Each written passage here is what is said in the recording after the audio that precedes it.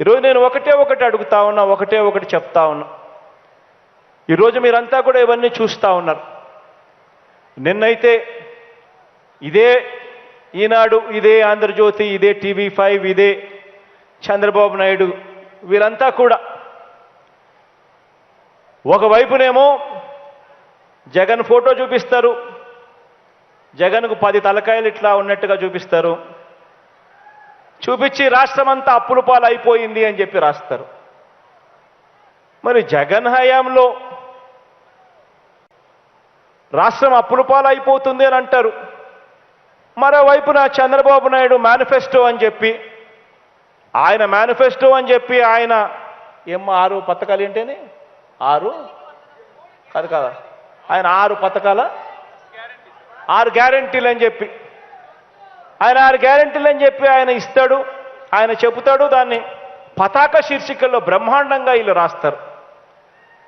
వాళ్ళు ఇచ్చేటివి చూస్తే ఆ తర్వాత ఇవ్వక తప్పని పెన్షన్లు, ఫీజు రీఎంబర్స్మెంటు, రైతులకు ఉచిత కరెంటు, ఇటువంటివన్నీ కూడా కలుపుకుంటే, ఆరోగ్యశ్రీ, ఇటువంటివన్నీ కూడా కలుపుకుంటే జగన్ చెప్పేదానికన్నా, జగన్ ఇచ్చేదానికన్నా వాళ్ళు చెప్పేది 3 ఎక్కువ.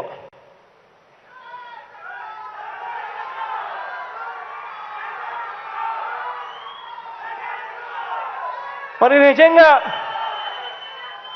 ఎంత మోసం చేసేదానికి వెనకడుగు వేయడం లేదో ఆలోచన చేయమని అడుగుతా ఉన్నా.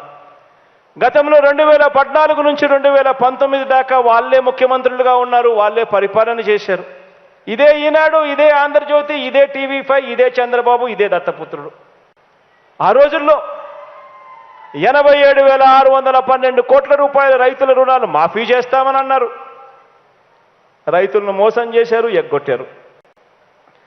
పొదుపు సంఘాల రుణాలన్నీ మాఫీ చేస్తామని అన్నారు, వాళ్ళను మోసం చేశారు. అక్క చెల్లెమ్మలను, వాళ్ళను అన్యాయం చేశాడు. ఇంటింటికి జాబ్ ఇస్తాను, జాబ్ రావాలంటే బాబు రావాలి.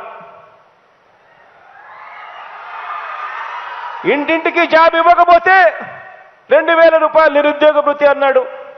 అంటే 5 ఏళ్లలో ప్రతి ఇంటికి 1,00,000 రూపాయలు. ఒక్కడికంటే ఒకడికి ఇచ్చిన పాపాన పోల. ఇంత దారుణంగా అడ్డగోలుగా 2014 నుంచి 2019 దాకా ఎవరిని వదలుకోకుండా అవ్వా తాతలను వదలలేదు, రైతులను వదలలేదు, పిల్లలను వదలలేదు, అక్క చెల్లెమ్మలను వదలలేదు, అందరినీ కూడా మోసం చేశారు. చివరికి ఆ మేనిఫెస్టో, ఆ ఎన్నికల ప్రణాళిక, వాళ్ళు చేసిన వాగ్దానాలు ఎక్కడ ప్రజలకు కనిపిస్తే, కనిపించేట్టుగా అది నెట్లో ఉంటే ప్రజలు ఎక్కడ కొడతారేమో అని చెప్పి దాన్ని నెట్లో కూడా కనిపించుకోకుండా తీసే కార్యక్రమం చేశారు. ఈరోజు మీ బిడ్డ పరిపాలన ఎన్నికల ప్రణాళికను ఒక భగవద్గీత గాను, ఒక బైబిల్ గాను, ఒక ఖురాన్ గాను భావించి ఎన్నికల మేనిఫెస్టోలో చెప్పిన 99.5% వాగ్దానాలన్నీ కూడా అమలు చేసి మీ బిడ్డ మీ దగ్గరికి వచ్చి నిలబడతా ఉన్నాడు. ఆలోచన చేయమని అడుగుతా ఉన్నా. ఈరోజు మీ బిడ్డ ఈ 55 నెలల పరిపాలనలో మీ బిడ్డ బటన్ నొక్కుతా ఉన్నాడు. నేరుగా 2,40,000 కోట్ల రూపాయలు, మామూలుగా కాదు, 2,40,000 కోట్ల రూపాయలు మీ బిడ్డ బటన్ నొక్కాడు. నొక్కిన వెంటనే నా అక్క చెల్లెమ్మల కుటుంబాల ఖాతాల్లోకి నేరుగా డబ్బులు పోతా ఉన్నాయి. ఎక్కడ లంచాలు లేవు, ఎక్కడ వివక్ష లేదు. ఆలోచన చేయమని అడుగుతా ఉన్నా. మరి మీ బిడ్డ ఇలా బటన్లు ఎలా నొక్కగలుగుతా ఉన్నాడు? నా అక్క చెల్లెమ్మల కుటుంబాల ఖాతాల్లోకి నేరుగా 2,40,000 కోట్ల రూపాయలు ఎలా పంపించగలిగాడు? మరి గతంలో పాలన చేసిన వాళ్ళు ఎందుకు మీ బిడ్డల చెయ్యలేకపోయారు అని చెప్పి ఆలోచన చేయమని అడుగుతా ఉన్నా. అప్పులు కూడా చూస్తే అప్పుల గురించి మాట్లాడుతూ ఉన్నారు. అప్పులు కూడా చూస్తే అప్పుల్లో పెరుగుదల కూడా అప్పటికన్నా ఇప్పుడు మీ బిడ్డ హయాంలో తక్కువే.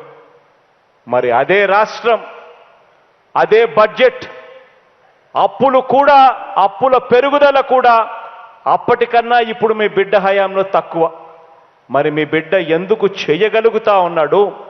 ఎందుకు గతంలో చంద్రబాబు నాయుడు గారి హయాంలో ఎందుకు చేయలేకపోయాడు? ఆలోచన చేయమని కోరుతా ఉన్నా మీ అందరితో కూడా. కారణం, అప్పట్లో ఒక గజదొంగల ముఠ రాజ్యాన్ని పరిపాలన చేసింది. ఒక ఈనాడు, ఒక ఆంధ్రజ్యోతి, ఒక టీవీ5, ఒక చంద్రబాబు, ఒక దత్తపుత్రుడు. జన్మభూమి కమిటీలతో మొదలు పెడితే రాష్ట్రంలో ప్రతిదీ కూడా, ఇసుక నుంచి మొదలు పెడితే మద్యం దాకా, మద్యం నుంచి మొదలు పెడితే స్కిల్ స్కామ్ దాకా, స్కిల్ స్కామ్ నుంచి మొదలు పెడితే ఫైబర్ గ్రిడ్ దాకా, ఏది ముట్టుకున్నా కూడా దోచుకోవడము, దోచుకున్నది పంచుకోవడము, తినుకోవడము. ఆలోచన చేయమని అడుగుతా ఉన్నా. ఆ రోజు ఎందుకు జరగలేదు? ఈ రోజు మీ బిడ్డ ప్రభుత్వంలో ఎందుకు జరుగుతూ ఉంది ఈ మాదిరిగా? మీ బిడ్డ ప్రభుత్వంలో ఎందుకు మీ బిడ్డ బటన్ నొక్కగలుగుతా ఉన్నాడు? నేరుగా నా అక్క చెల్లెమ్మల కుటుంబాల ఖాతాల్లోకి ఎందుకు పోతా ఉంది? ఎందుకు మీ బిడ్డ హయాంలో 31 లక్షల ఇళ్ల పట్టాలు, అందులో 22 లక్షల ఇళ్ల నిర్మాణాలు మీ బిడ్డ హయాంలో మాత్రమే ఎందుకు జరుగుతూ ఉంది? ఎందుకు జరిగించగలుగుతా ఉన్నాడు? ఎందుకు చంద్రబాబు నాయుడు గారి హయాంలో ఎందుకు జరగలేదు అనేది ఆలోచన చేయమని అడుగుతా ఉన్నా. ఎందుకు మీ బిడ్డ హయాంలో స్కూళ్ళు మారుతా ఉన్నాయి? ఎందుకు మీ బిడ్డ హయాంలో హాస్పిటళ్ళు మారుతా ఉన్నాయి? ఎందుకు మీ బిడ్డ హయాంలో వ్యవసాయం మారుతా ఉంది?